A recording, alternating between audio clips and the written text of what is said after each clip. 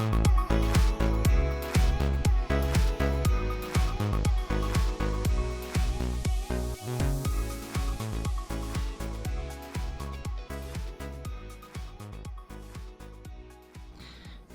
guys, what's up? And welcome to this quick review for the 4K Ultra HD LED Android TV that is Philips, and it's the 70 PUS 9005/12 model. Now this is the 70-inch version, and as you can see it just looks amazing. Now I just want to make this quick review because I was having a look on YouTube for a few reviews, but I couldn't really find any for this. So I kind of, went ahead and took the plunge and bought this TV from Currys for $7.99 on offer, and yeah, it's been I've really enjoyed it. So just going to do a quick review about this. So this is a 4-sided Ambilight TV. So it's got built-in Ambilight with Hue. You can play the Ambilight to your music as well as what's on the screen. It's got a silver bezel, and it's got the 2 stands on the side with the 70-inch version. I think the smaller version, you can get this in 50-inch and 58-inch. I think they have a central stand for those ones. But this one's so big that it's got the 2 stands either side. Now, unfortunately, it's not a black bezel, as I said, and it's quite a thick bezel around the edge. Not crazy thick, but it is a bit thicker than some of the Samsung TVs out there, and it does stick out a bit at the back as well. Now you have to have clearance between the wall and the TV for the Ambilight effect to take place, and you also have to have sort of clearance around the edges of the TV. So as you can see, I've got a shelf to the left, and it doesn't really have the full Ambilight effect on that side. And again, below I've got my speaker bar.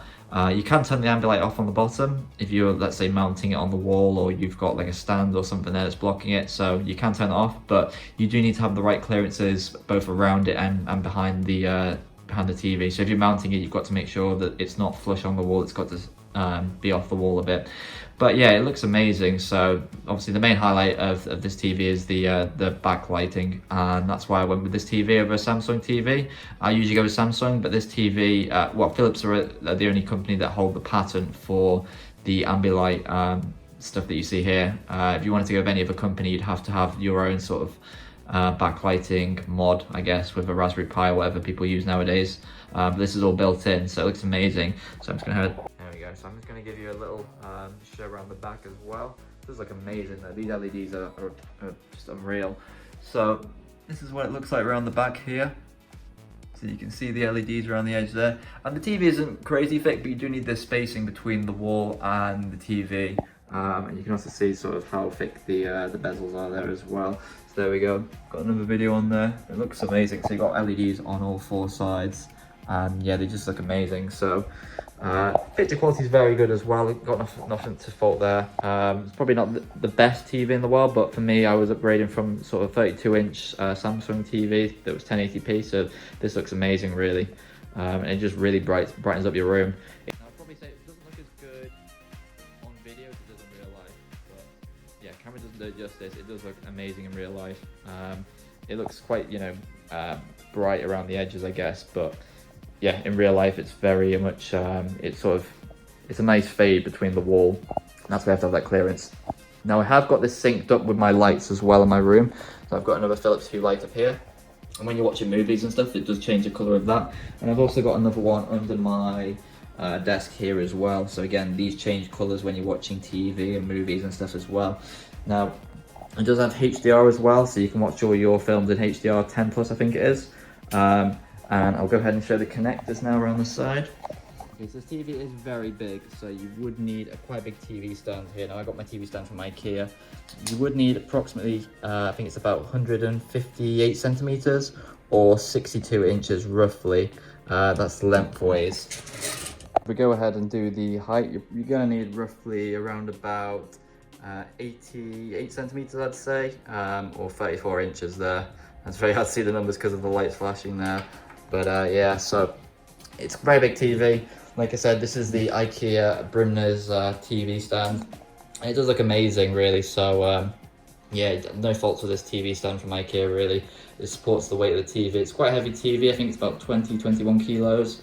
So it's quite heavy. You do need 2 people to lift it up. I did manage to set it up actually by myself. So when it comes in the box, it doesn't come with any of the legs or anything. You have to take out the packaging. But I did manage to get it on here by myself, but I would recommend 2 people just so you don't cause any damage to the screen, really. because you don't want to damage it as soon as you've just got it, really. Lastly, if we measure the back, I'd say it's around about 3 inches or around about 7 centimeters thick. Now, I'm not holding this against TV because I don't want to scratch it because it is brand new, but these measurements are rough. I think you can get the exact dimensions on the Philips website or on the Curry's website. It shows you both the boxed and unboxed dimensions. But yeah, just make sure you've got a TV stand big enough. Like I said, this is a 70-inch. I think this TV stand holds around about 75 inches. I think I've seen people with 82 inches, but it does, at that size, it does start to go off the edges of the TV stand. So make sure you've got that, or if you've got it on a wall, make sure the wall is strong enough to support it. Something like a plasterboard almost certainly probably would not be able to hold this TV because it is quite heavy.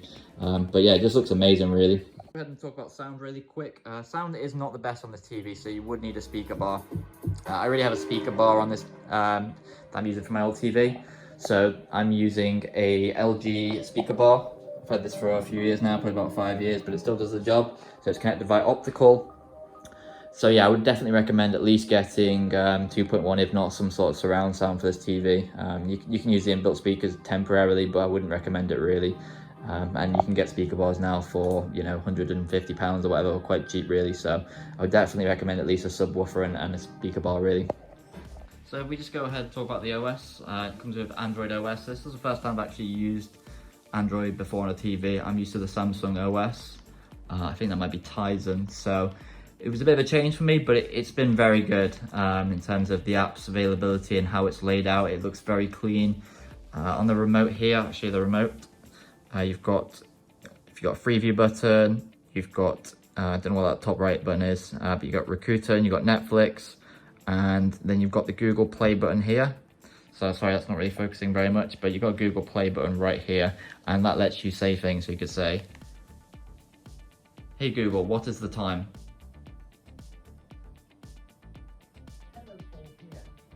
There we go, and it tells you. You don't actually say the hey name, you can say it without, but I just said it then. So again, you can see what time it is and stuff and so forth. It's really good, yeah, the apps are really good on this TV. So you see I've got Netflix, Prime Video, you've got all the standard UK TV apps. You've got YouTube, Twitch, Disney Plus, Spotify, TikTok. And the benefit is it does come in the Play Store as well. So if you are someone who uses Android, I'm usually an iPhone user, but I have used Google Play before. It basically has a lot of the apps that you can get on the Android App Store, which is amazing. So you've got loads of games. I've not tried any games yet, so I don't know if the games are any good, but you've got plenty of apps. You know, you've got things like Facebook, so you can watch Facebook videos. You've got TuneIn Radio. So chances are whatever you need, you can find it on here. You can get Plex, I believe, and all the streaming apps that you require as well. So yeah, there's no shortage of apps that are available really, and it's quite useful really in terms of finding the app that you need really. And you can keep all your apps up to date as well through the store up here. So if I go back to this screen, so again, gives you the chance at the top to discover new things that you might want to watch, and then you can sort of view your apps in terms of the rows. So you can see all the apps you've got installed, and you can move them around as you desire. You can put the apps that you use most frequently at the top. And if we go back to home, then so we've got the apps that we use on here. So I sort of put these in terms of what I use first. Most people probably use Netflix and Prime Video first, but you can move them around as needed. The Freeview Play TV guide, this is for the UK. The TV guide built in is quite good really.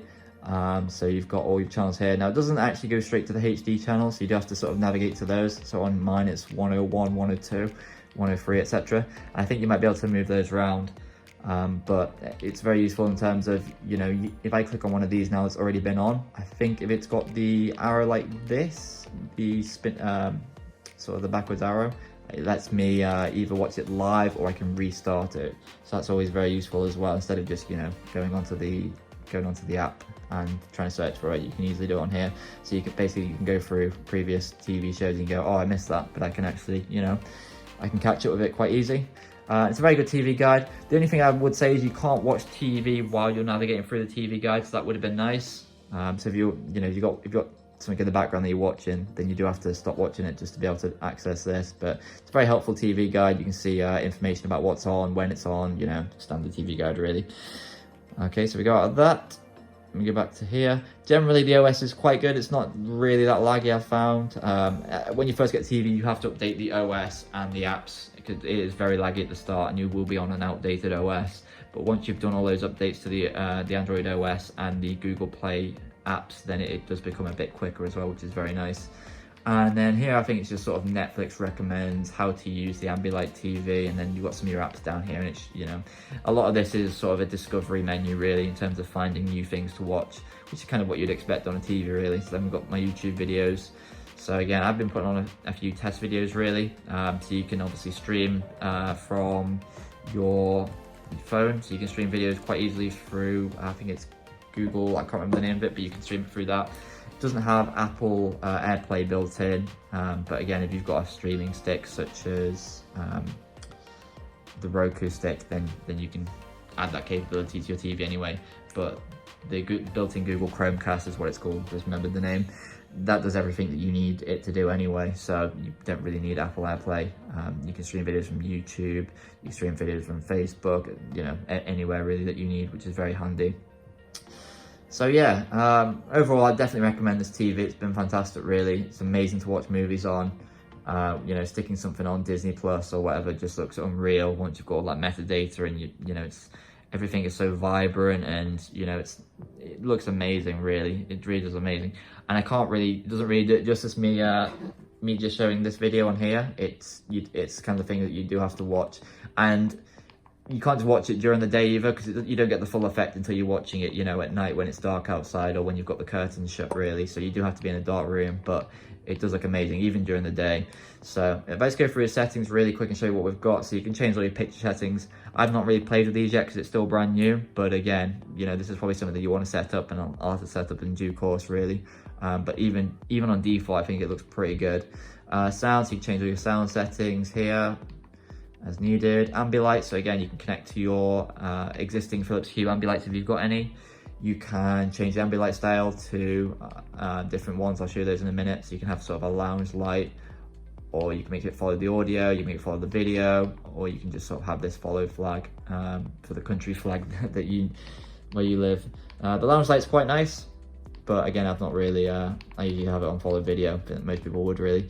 You can have it on Ambi Sleep, so I think that helps you. It's a little light that you can put on before you go to bed basically, and it mimics the sunset. Ambilight extension, that's for the wireless home speakers. I don't have any of those unfortunately, and as I mentioned, you can connect it to your existing Philips Hue lights, so you can have a full ecosystem of lights in your living room. I think it might be up to 6, but I'm not sure about that. But again, as I've got some Philips Hue lights in my room, I've connected those up, and it really does look amazing. It just again makes the room change brightness and color in terms of what it's showing on the screen. So energy saving settings, okay. You can connect a hard drive to it, so you can record stuff to it, your hard drive. Just go down here. I'm not going to go through every single setting, but you can change your region settings, change the Android settings. You can do things, child locks. You set up your wireless, has got Bluetooth as well, built in as you'd expect nowadays.